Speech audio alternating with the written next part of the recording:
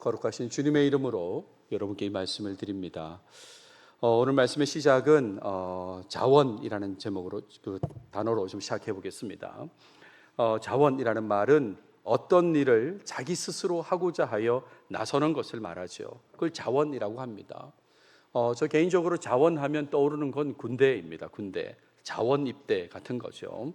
특정 군이나 병과, 특기병, 기술병, 카투사 같은 그 병과에 자원에서 입대하는 것을 자원이라고, 자원 입대라고 그렇게 말합니다. 살면서 어떤 일에 자원해 본 적이 혹시 있으십니까? 어떤 일에 난 자원해 봤다, 내가 먼저 하겠다고 그랬다, 혹시 그런 일이 있으십니까? 그렇다면, 그런 적이 있다면 자원해서 하는 일과 어쩔 수 없이 억지로 하는 일은 일의 능률 면에서 차이가 크다는 것을 아실 것입니다. 정말 하고 싶어서 하는 일과 억지로 하는 일은 다른 것이죠. 건강을 위해서 운동하는 것도 마찬가지입니다. 건강을 위해서 운동하긴 하지만 하고 싶어서 하는 것과 억지로 하는 건 다르다, 이런 말이에요. 성적 향상을 위해서 공부하는 것도 마찬가지입니다. 억지로 하는 공부와 하고 싶어서 하는 공부는 능률이 다르겠죠. 결혼이나 취업도 마찬가지입니다. 억지로 떠밀려서 가는 것과 하고 싶어서 하는 건 다른 것입니다. 신앙생활의 모습도 마찬가지예요. 자원해서 능동적으로 하는 신앙생활과 어쩔 수 없이 억지로 수동적으로 하는 신앙생활은 겉으로 보기에도 큰 차이가 있어요. 겉보기에도 저 사람은 정말 자원해서 하는구나, 저 사람은 억지로 하는구나, 이런 게 느껴진다, 이런 말이죠. 우리 모두 현재 지금 예배에 참석하고 있는데 예배 참석만 생각해도 금방 알 수 있습니다. 정말 자원하는 사람, 예배 가기를 자원하는 사람은 예배 가야지, 오늘 얼마나 좋을까, 하나님 어떤 은혜를 주실까, 이런 기대감으로 오는 거거든요. 그런데 예배를 억지로 가는 사람은 어떻게 할까요? 또 예배구나, 가보자, 이렇게 한다, 이런 말이죠. 그러니까 겉모습에서부터 다를 수밖에 없는 것이죠. 여러분, 신앙생활을 어떻게 하고 계십니까? 자원하는 마음으로 신앙생활 하고 계십니까? 아니면 어쩔 수 없이 억지로 하고 있습니까? 아니면 왔다 갔다 하십니까? 자원도 하는 모습도 있고 또 억지로 하는 모습도 있고, 혹시 왔다 갔다 하십니까? 하나님만 의식하면 자원하면서 신앙생활을 할 수 있는데, 하나님을 제대로 의식하면 자원하면서 할 수 있는데, 그렇지 않으면 억지로 하게 되는 거죠. 억지로 한다는 말이 무슨 말입니까? 사람을 의식한다는 말이잖아요. 체면을 고려한다는 거죠. 내가 이 교회 몇 년을 다녔는데, 내가 지금 직분이 뭔데 하면서 사람을 의식하고 체면을 고려해서 억지로 어쩔 수 없이 하는 그런 모습이 나타난다, 이런 말이죠. 오늘 본문에는 하나님의 부르심에 자원하여 반응한 이사야 선지자가 등장합니다. 이런 모습을 본받고자 하는 그런 마음으로 말씀을 살펴보도록 하겠습니다. 특별히 선교에 대한 하나님의 부르심을 생각하면서 말씀을 이어가도록 하겠습니다. 본문을 보시면, 오늘 본문은 이사야 6장의 말씀입니다. 이사야 6장은 이사야 선지자가 소명을 받는 장면으로 잘 알려진 그런 내용이지 않습니까? 이사야 선지자는 BC 8세기, 그러니까 기원전 8세기에 활동한 선지자입니다. 이때 동시대에 활동했던 선지자가 미가, 그리고 아모스, 호세아 같은 선지자가 있습니다. 물론 구분은 됩니다. 아모스, 호세아는 북왕국에서 활동했고 이사야와 미가는 남왕국에서 활동한 그 차이는 있습니다만, 전체적으로 이사야, 미가, 아모스, 호세아는 기원전 8세기에 활동했던 선지자입니다. 그러니까 북왕국이 망하기 전의 상황인 것이죠. 기원전 722년에 북왕국이 망했으니까 그 전에 활동했던 그런 선지자입니다. 이사야 6장 1절에도 이렇게 시작하죠. 우시야 왕이 죽던 해에 라고 그렇게 시간적 배경을 소개하고 있습니다. 우시야 왕이 죽는 그 해는 대략 기원전 730년대 정도로 생각하거든요. 그러니까 그때 이사야가 소명을 받고 활동했다, 이런 말입니다. 여기서 우시야 왕을 한번 생각해 보십시오. 우시야 왕은 남왕국의 10번째 왕입니다. 오늘 여러분 말씀 묵상해 보시면 르호보암 이야기에서 이제 두 번째 왕 아비야로 넘어가잖아요. 그러니까 르호보암, 아비야, 아사, 여호사밧, 여호람, 아하시야, 아달랴, 요아스, 아마샤, 그리고 우시야이거든요. 이 우시야, 처음에는 하나님의 뜻을 구하는 겸손하고 모범적인 왕이었습니다. 그런데 이 기원전 8세기가 북왕국도 그렇고 남왕국도 그렇고요, 경제적인 발전이 이루어진 그런 시기였어요.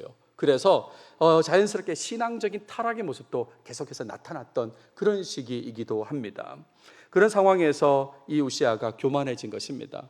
교만하다 하다가 제사장의 일까지, 특히 제단에 분향하는 일까지 자신이 직접 하려고 했습니다. 그러다가 심판을 받아서 한센병에 걸리게 됩니다.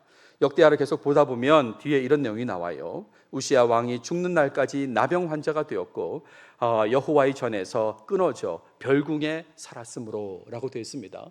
그리고 그 상태로 우시아는 죽게 되었습니다. 그러니까 오늘 본문의 시작이 우시아가 죽던 해라고 그랬지 않습니까? 하나님 앞에서 교만하게 살다가 심판을 받아서 별궁에 살다가 죽던 그 해에 이사야가 소명을 받았어요. 이런 시대에 이사야가 소명을 받았다, 이런 말입니다. 이사야는 성전에서 하나님을 경험하게 됩니다. 본문에 보시면 내가 본즉 주께서 높이 들린 보좌에 앉으셨는데 그의 옷자락은 성전에 가득하였고 스랍들이 모시고 섰는데, 그랬습니다.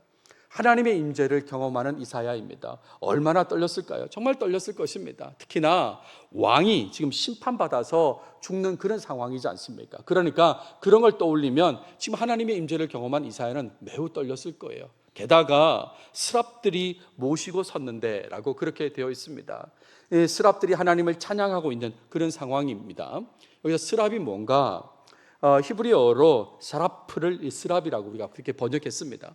지금 우리 번역의 그 본문에는 복수로 되어 있죠. 스랍들. 그러니까 스랍들 하면 이 사랍의 복수형 세라핌이 되는 것입니다.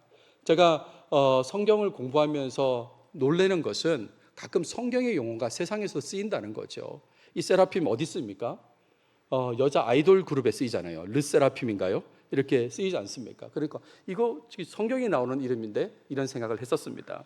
아무튼 이 세라핌은 이사야 6장에 나오는 단어입니다. 이사야 6장에 나오는 단어고요. 다른 데는 나오지 않습니다. 하나님을 찬송하면서 하나님의 뜻을 수행하는 천사들로 그렇게 이해됩니다. 그러니까 이 스랍은 그룹하고는 다릅니다. 그룹은 언약궤 위에 존재하는 그 천사를 말하는 것이고요. 여기는 스랍을 얘기하는 것입니다. 아무튼 이 스랍을 통해서 하나님을 찬양하는 소리가 들려요. 거룩하다, 거룩하다, 거룩하다. 만군의 여호와여, 그의 영광이 온 땅에 충만하도다 라는 그런 찬양이 들립니다. 그러면서 4절에 보시면 문지방의 터가 요동하며 성전의 연기가 충만하다 그랬습니다. 연기가 충만하다는 말은 하나님의 임재가 가득하다, 그런 얘기를 말하는 것이거든요.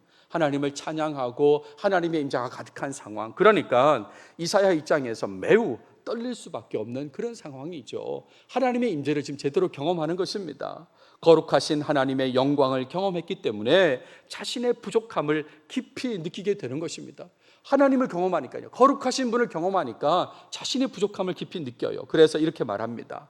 화로다 나여 망하게 되었도다. 나는 입술이 부정한 사람이요 나는 입술이 부정한 백성 중에 거주하면서 만군의 여호와이신 왕을 배웠음이로다. 나는 부정한 사람인데 그런데 감히 만군의 여호와 거룩하신 하나님을 배웠다고 그렇게 얘기한다, 이런 말이죠.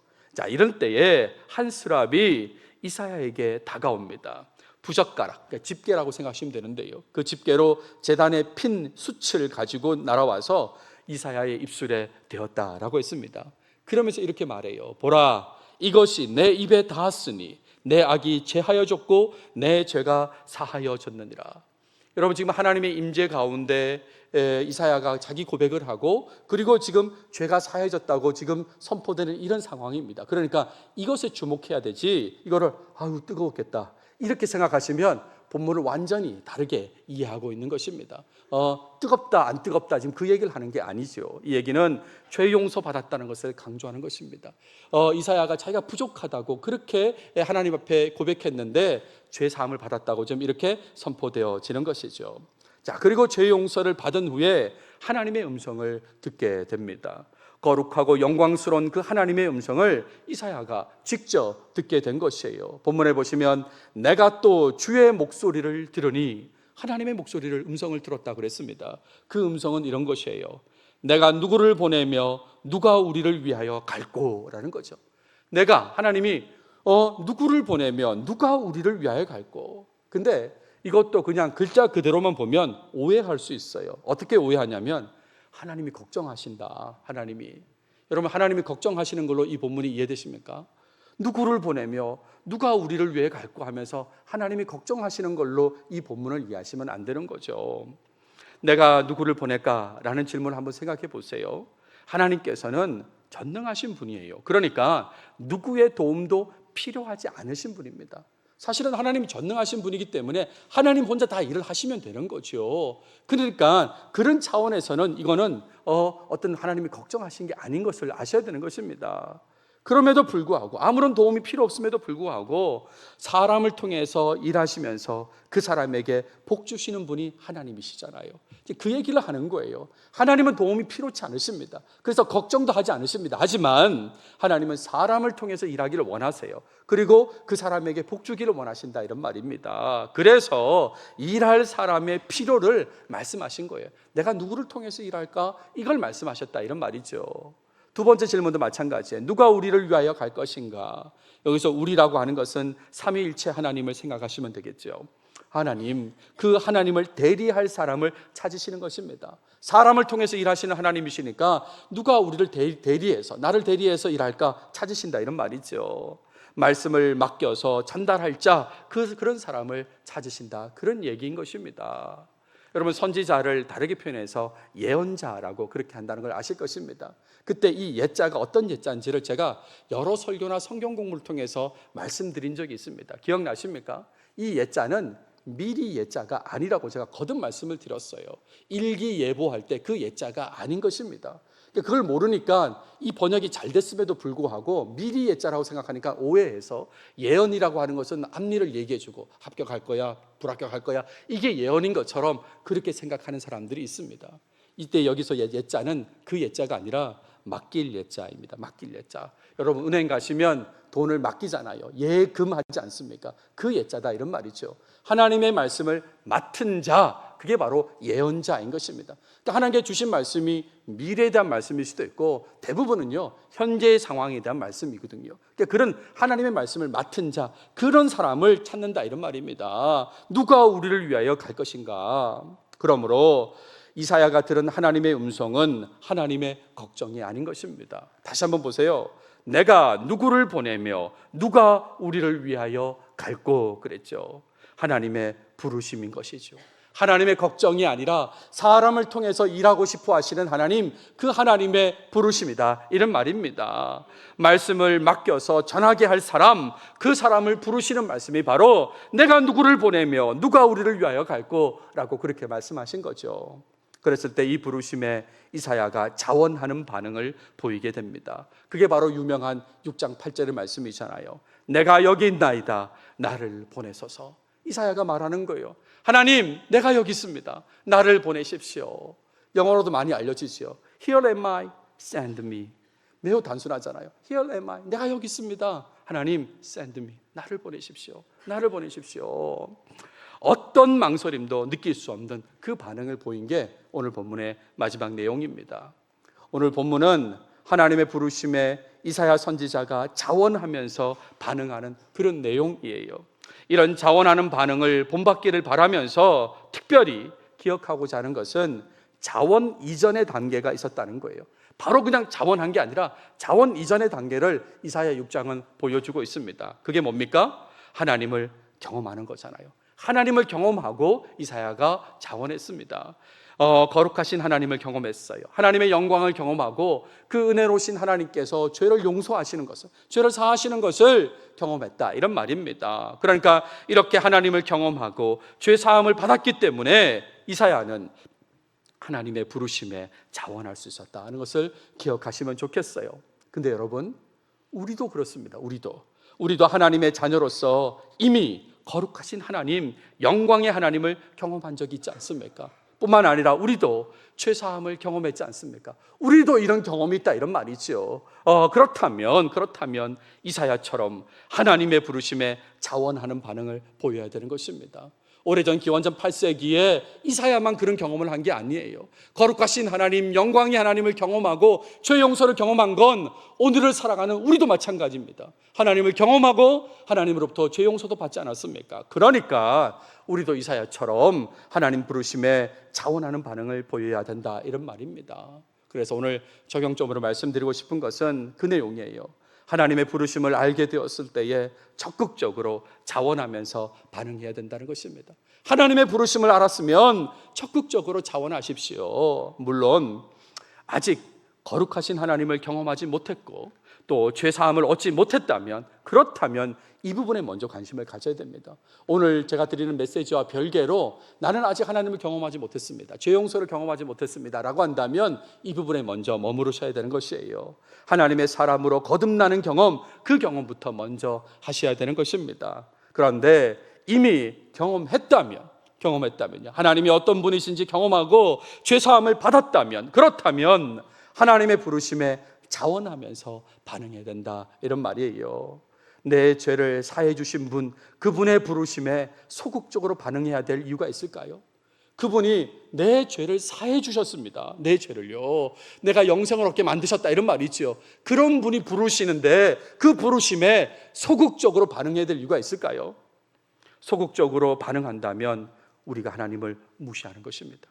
죄 용서는 받아놓고 그 부르심을 무시하는 그 거절하는 것은 하나님을 무시하는 거다, 이런 말입니다. 하나님 앞에서 내 사정을 먼저 말할 수 있을까요?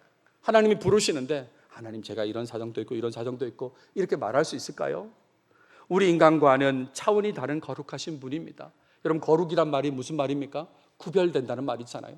하나님은 우리랑 엄청나게 구별되시는 분이에요. 우리랑 완전 다르신 분이다, 이런 말입니다. 그런 분이 또 영광스러운 분이세요. 그분께서 내 죄를 사해 주셨습니다. 나를 먼저 선택하시고 찾아와 주시고 만나 주시고 예수 믿게 하시고 죄 용서를 해 주셨다, 이런 말입니다. 그랬는데 여전히 내 사정을 말하는 건 곤란하지 않겠습니까? 근데 죄 용서는 감사한데요, 저는 이렇습니다, 저는 이렇습니다 라고 자꾸 사정을 얘기하면서 하나님의 부르심에 반응하지 않는 건 곤란한 거죠. 복음서에 보시면 어떤 사람이 혼인잔치를 벌였는데 사람들을 초청했는데 개인 사정으로 오지 않는 그런 모습을 보게 돼요. 누가복음 보세요. 다 일치하게 사양하여 한 사람은 이르되 나는 밭을 샀음에 못 간다는 거죠. 또 한 사람은 이르되 나는 소 5겨리를 샀음에 시험하러 가니 그 부르심에 응할 수 없다는 거고, 또 한 사람은 이르되 나는 장가들었으니 그 부르심에 응할 수 없다, 그렇게 얘기하는 것입니다.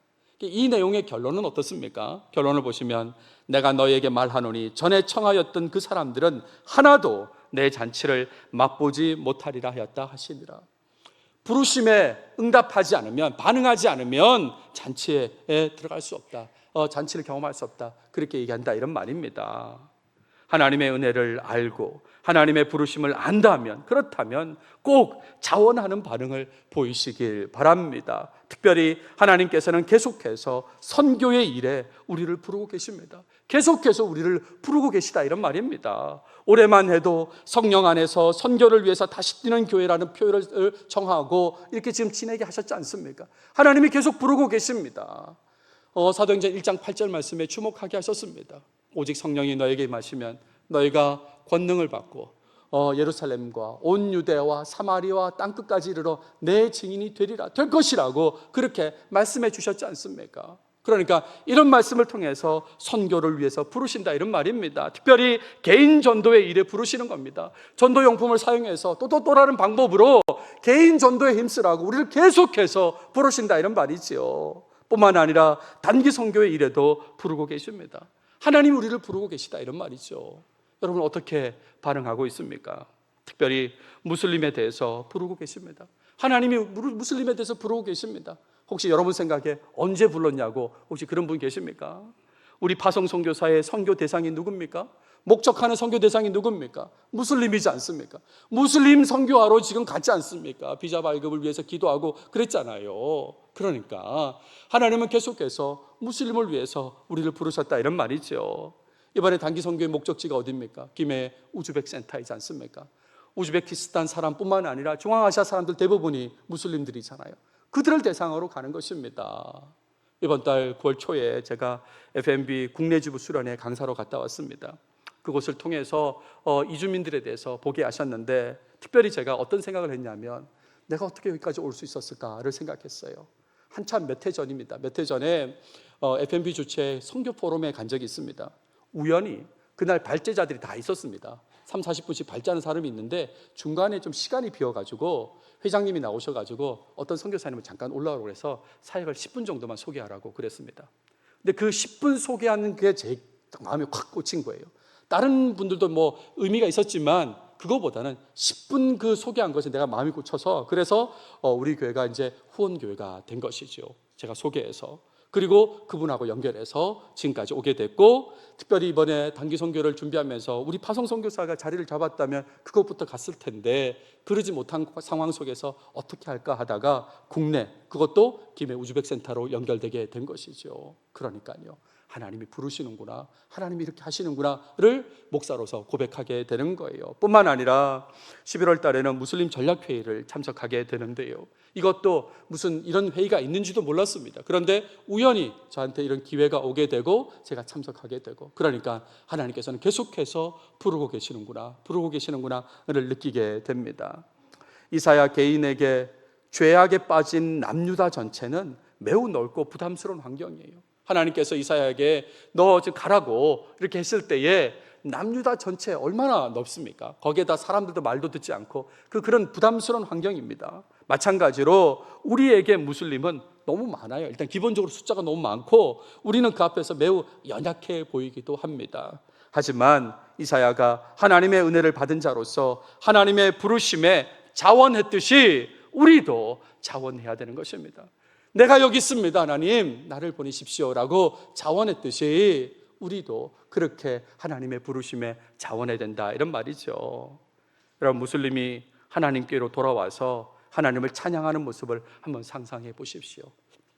그가 누구이든 한번 상상해 보시라, 이런 말입니다. 그 일을 위해서 하나님께서 우리를 부르셨어요. 지금 방금 기억났는데 우리 무슬림을 위한 30일 기도도 같이 했지 않습니까? 그렇죠? 그런 대상 중에 한 명을 한번 떠올려 보세요. 그들이 하나님께로 돌아와서 하나님을 찬양하는 모습, 그 일을 위해서 하나님이 우리를 부르셨습니다. 단기 선교팀 모집 오늘 마지막 날입니다. 마지막 날, 하나님의 부르심에 자원하는 반응을 보이길 간절히 원합니다. 하나님께서 부르십니다. 그 부르심에 여러분 적극적으로 자원하는 반응을 보이시길 바랍니다. 목양교회 청년 목장에 제니퍼라는 자매가 있습니다. 인도네시아 출신이고 근데 이 자매는 무슬림이었습니다. 그리고 회심하여 크리스찬이 되었습니다. 그래서 제가 설교를 준비하면서 이 자매에게 무슬림으로서 신앙을 가진 사람이 되었을 때의 그 내용, 그 간증을 좀 나눠달라고 그렇게 부탁했습니다. 한국말이 아주 능숙하지 않고 또 한글이 능숙하지 않지만 그래서 녹화로 만들었습니다. 녹화를 보시고 12분 정도의 분량의 간증입니다. 한번 들어보십시오.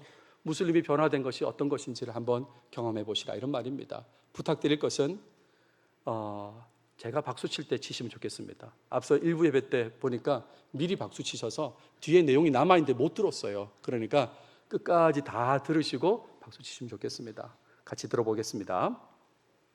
목양교회 여러분 안녕하세요. 아직도 여러분 한 분 한 분 알지는 못하지만 저는 청년부 제니퍼입니다. 반갑습니다. 오늘은 제가 무슬림으로 자라면서 어떻게 예수님을 만나게 되었는지 제 이야기를 나누고 싶어요. 저는 2020년에 한국에 왔어요. 포항에 있는 한동대학교에서 4년 동안 공부했고 작년에 졸업했습니다. 졸업하자마자 서울에서 직장을 생활을 시작해서 이제 한국에서 산 지 5년이 넘었어요. 그런데 많은 분들이 놀라시는 사실이 하나 있어요. 저는 원래 기독교 가정에서 자란 것이 아니에요. 엄마 쪽은 무슬림 가정이고 아빠는 종교가 없었어요. 아빠는 교육을 정말 중요하게 생각하셨어요. 인도네시아에서는 기독교 사립학교가 교육 수준이 높기로 유명하거든요. 그래서 부모님은 저를 기독교 학교에 보내셨어요. 중학교 때까지는 그 유명한 그리고 비싼 학교를 다녔어요.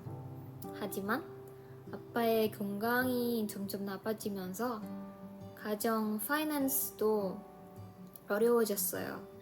그래서 어쩔 수 없이 규모가 아주 작은 기독교 고등학교로 전학을 가게 되었어요. 그 학교는 전 학생이 100명도 안 되는 작은 학교였어요. 학교는 작았지만 교육 수준이 높았고 기독교 색깔도 훨씬 더 강한 곳이었어요.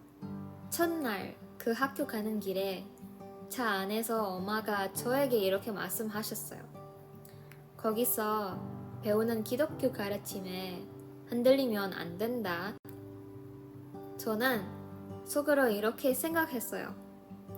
어릴 때부터 기독교 학교 다녔고 기독교 친구들도 있었으니까 이번에도 그냥 비슷하겠지?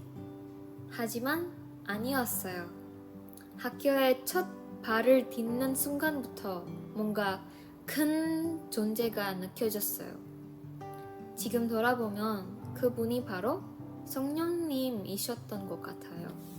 그래서 저는 늘 마음의 벽을 세우고 조심하려고 했어요. 엄마의 말씀대로 저는 마음을 꼭 닫아두려고 했어요. 그런데 이상하게도 성경을 읽으면 읽을수록 하나님의 성품을 알게 되고 세상을 보는 제 시선이 조금씩 바뀌는 것을 느꼈어요. 하지만 아직 제 마음이 완전히 열어지는 않았어요. 우리 학교는 전국 또 국제대회에도 자주 참가했어요. 그 대회에서는 늘 찬양의 밤이 항상 있었어요. 예배 중에 예수님을 영접하고 싶은 사람들은 앞으로 나가서 함께 기도받는 시간이 있었어요. 기도할 때마다 제 마음 속에서 뭔가 두드리는 느낌이 있었어요.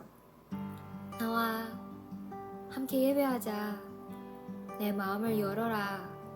그런데 저는 눈을 감고 끝까지 버티려고 했어요. 그렇던 어느 날 호주에서 열린 대회를 나갔을 때였어요. 그날도 찬양과 기도 시간이 있었는데 제 친구들, 선생님들, 모르는 사람들까지 저를 위해 기도하기 시작했어요. 제니퍼가 주님만하게 해주세요. 저는 더 단단히 버텨보려고 했지만 오히려 마음이 점점 약해졌어요. 결국 눈물이 쏟아지고 바닥에 무너져 울기 시작했고요. 그때 한 자매님이 저를 붙잡아 일으켜 세웠더니 저를 안아주며 이렇게 말했어요. 너는 왜 그렇게 두려워하니? 왜 예수님께 마음을 열지 않니? 예수님은 너를 너무 사랑하셔. 네가 이미 알고 있지 않니? 이렇게 많은 사람들이 너를 사랑하고 너를 위해 기도하고 있잖아. 혹시 네가 두려운 건 예수님을 믿으면 가족을 잃을까봐 그런 거니? 엄마, 할머니, 이모가 무슬림이라고 해서 너를 박해하거나 거절할 거라고 생각하니? 그 말씀이 제 마음을 깊은 곳을 찔렀어요. 저는 아무 말도 못하고 그저 눈물 흘리며 고개만 끄덕끄덕였어요. 그분은 저에게 사도행전 16장 31절 말씀을 전해주셨어요. 주 예수를 믿으라. 그리하면 너와 내 집이 구원을 얻으리라. 그리고 저에게 이렇게 고백하려고 하셨어요. 나는 하나님 아버지, 아들님, 성령님을 믿습니다. 저는 예수님을 저의 주님, 저의 구원자로 받아들입니다. 이제 제 삶은 제 것이 아니라 예수님과 함께하는 삶입니다. 그 순간부터 제 마음은 열었고 예수님이 제 삶의 주인이 되었어요. 그 후로 저는 제 삶 속에서 하나님의 손길을 분명히 느끼기 시작했어요. 드디어 나의 신앙생활이 시작되었는데 실제로 쉽지 않았어요. 저는 교회에 가고 싶었고 침례도 받고 싶겠지만 부모님은 허락하지 않으셨어요.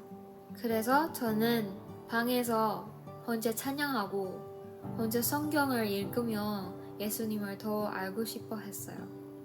그런데 큰 어려움이 찾아왔어요. 18살 때 아빠가 갑작스럽게 사고를 돌아가셨어요. 가정 파이낸스 어려워지고 저는 유학의 꿈을 포기해야 할 것 같았어요. 속으로 이렇게 생각했어요. 내가 학교를 그만두고 엄마와 동생을 위해 일을 해야 하나? 너무 슬퍼지만 그때도 저는 하나님이 길을 열어주실 거야 라고 믿었어요. 그렇던 어느 날 한동대학교 선생님이 저의 학교에 오셔서 장학금 이야기를 해주셨어요. 저는 설마 이게 하나님께서 주신 기회인가? 했는데 정말 하나님이 길을 열어주셨어요. 그리고 제가 지금 이렇게 한국에 있다는 건 결국 100% 장학금을 받았다는 거잖아요. 또 하나님은 언제나 사람들을 통해서 역사하시잖아요. 완전 걱정 없이, 파이낸스 부담 없이 유학을 할 수 있게 되었어요. 합격 메일을 받던 날 저와 엄마는 오랜만에 함께 울었어요. 그 눈물은 슬픔의 눈물이 아니라 기쁨의 눈물이었어요. 그리고 한국에 오기 전에 미라클 하나 더 생겼어요. 엄마가 갑자기 이렇게 말씀하셨는데 침례 받고 싶어? 와 진짜 깜짝 놀랐어요 그때. 이게 진짜 하나님이 하시는 일이다 라고 생각했어요. 그래서 침례를 받고 학교 친구들과 선생님들이 다 왔고 축하를 많이 받았어요. 한국에 와서는 정말 자유롭게 예배 드릴 수 있었어요. 포항에서는 포항 인터내셔널 커뮤니티 교회에 다녔어요. 우리 교회 같은 교단. 그 교회의 미션은 포항에 오는 모든 외국인들에게 복음을 전해서 마태복음 28장 19절 말씀을 이루는 거예요. 그러므로 너희는 가서 모든 족속으로 제자를 삼아 아버지와 아들과 성령의 이름으로 침례를 주고 교회에서 예배팀, 목자로 섬기고 수련회도 참석했어요. 학교와 교회 공동체와 함께 신앙생활에 대해 배우고 성장하고 믿음도 많이 커졌어요. 저는 늘 부족하지만 하나님은 항상 채워주셨어요. 특히 교회 사람들 통해. 제가 깨달은 것은 이것이에요. 저는 원래 무슬림 가정에서 자라서 예수님을 믿으면 가족이 저를 박해하지 않을까, 혼자가 되지 않을까 두려웠어요. 하지만 제 옆에 와서 용기를 주고 저를 위해 울며 기도해주고 한 발자국 믿음으로 나아가라고 도전해준 사람들 있었어요. 그 덕분에 저는 두려움 속에서도 하나님의 빛 가운데로 나올 수 있어요. 또 하나님은 장학금이라는 은혜를 통해 저를 한국어로 보내주셨어요. 그리고 이곳에서 살아가는 많은 분들이 도움 속에서 예수님 안에서 믿음이 자라고 마음껏 그리스도인으로 살 수 있게 되었어요. 이렇게 목양교회 패밀리와 함께 예배할 수 있게 되었어요. 그쵸? 저도 누군가가 복음을 전해주고 은혜를 나누어 주었기 때문에 예수님을 믿게 된 거예요. 그렇다면 지금 한국에 있는 무슬림 분들도 똑같아요. 그분들도 복음을 들어야 믿을 수 있어요. 특히 김해에 있는 우즈베키스탄 공동체 여러분 아시죠? 그분들도 우리가 전하지 않으면 예수님을 알 수 없어요.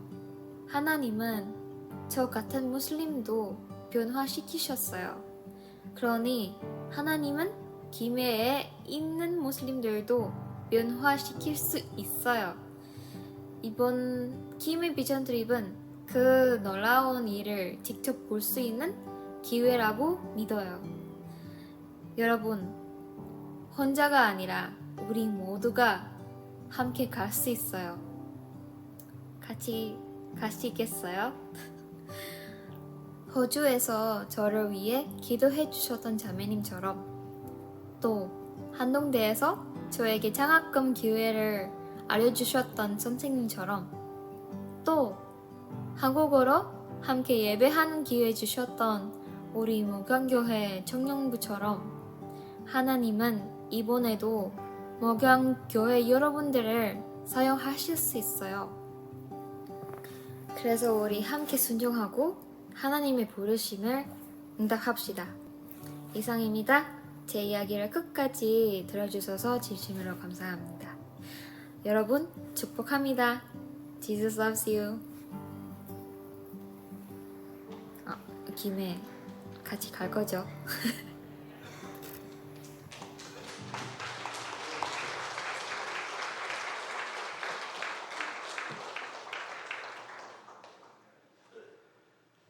네, 말씀을 마무리하겠습니다. 하나님을 경험하고 하나님의 은혜로 죄사함을 받았다면 하나님의 부르심에 자원하시기 바랍니다. 꼭 자원하시기 바랍니다.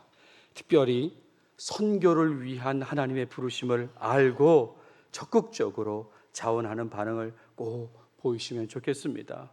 무슬림을 대상으로 한 단기 선교로 하나님께서 부르십니다. 내가 누구를 보낼까 했을 때 제가 여기 있습니다. 나를 보내십시오. Here am I, send me라고 그렇게 반응하십시오. 하나님 내가 여기 있습니다. 나를 보내십시오. 나를 보내십시오. 그렇게 반응하시는 여러분들이 다 되시길 바랍니다. 기도합시다. 하나님 감사합니다. 목양교회 공동체를 사랑하셔서 단기 선교로 갈 수 있는 기회를 허락하셨습니다. 그리고 이것이 하나님의 부르심임을 나누었습니다. 하나님의 부르심 앞에 적극적으로 자원하는 반응을 하는 우리 교인들이 되게 도와주시옵소서. 이사야가 그렇게 했던 것처럼 우리도 이미 하나님을 경험했고 죄 용서를 받았습니다. 그런 사람답게 하나님의 부르심에 제대로 적극적으로 자원하며 반응하도록 도와주시옵소서. 이 모든 말씀 예수님의 이름으로 기도드렸습니다. 아멘.